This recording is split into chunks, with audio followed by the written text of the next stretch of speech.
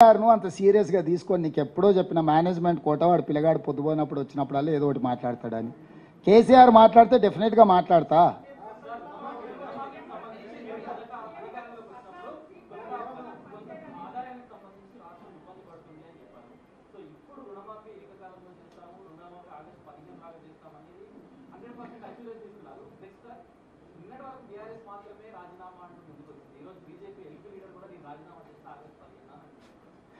నేను అదే అంటున్నా, నాకు సంతోషం. సిద్దిపేటకు ఇంకా మిగతా ఎవరెవరు రాజీనామాలు చేస్తారో ఆ ప్రాంతాలకు పట్టిన శని పీడ విరగడవుతుంది. 15 ఆగస్టు లోపల రుణమాఫీ చేసి తీరుతా. జూబ్లీహిల్స్లో ఉన్న పెద్దమ్మ సాక్షిగా నేను మీకు మాట ఇస్తున్నా. ఒకవేళ ఎవరైనా దీని మీద నమ్మకం లేని మీడియా మిత్రులు కూడా ఎవరైనా రాజీనామా చేస్తామంటే కూడా మంచిదే.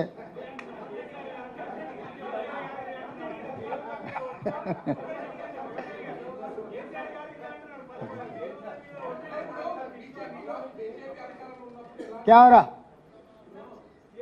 आशीष?